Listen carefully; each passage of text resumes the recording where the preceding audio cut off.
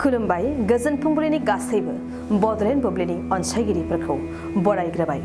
दिनै 4 फेब्रुवारि सनिबारनि फान्जामुथिखौ फरायथिनो लादों आं गेवलां हाज'वारिया।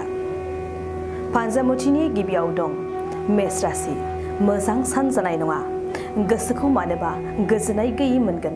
सिगांनि बाथ्राफोरखौ लानानै दुखु जागोन। वृष राशि। सोलोंथाइनि फारसे मोजां सोलोंथाइ लानानै बान्था मोनगोन। गुबुनजों बाख्नाय जागोन। मिथुन राशि। नखरनि गाज्रि सुथुरफोरा जामगोन। मोजां लोगोखौ मोनसनगोन।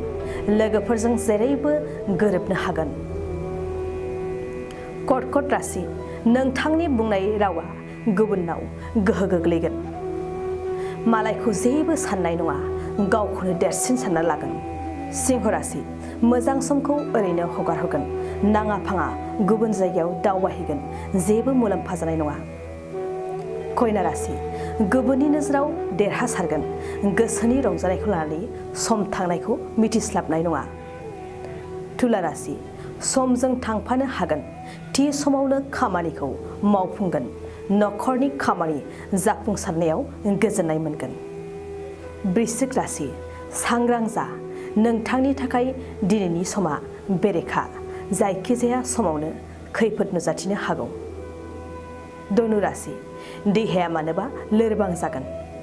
गारबोनाय सिगांनि समखौ उल्था फाल्था सानखांफिनगोन। मकर राशि। बे समनि बोथोरा नोंथांनि साबसिन। गोसोआव सोरबा अनजालिखौ हास्थायगोन। रमान्सनि फारसे मोजांसिन सम। कुम्भ राशि। गोसोनि लुबैनाय हास्थायनाया जाफुंसारगोन।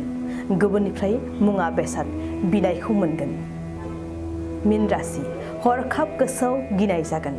गिनाय मेवनायजों जेबो खामानि मावफुंनो हानाय नङा। दिनै सानसेनि राशि फरायथियाबो एसेनोसै। आसा खालामो नोंथांनि दिनैनि साना मोजाङै मोजां थांगोन। बेखौ बडलेण्ड बुब्लि नखरनिफ्राय मिजिंथिबाय। गोजोन्थों।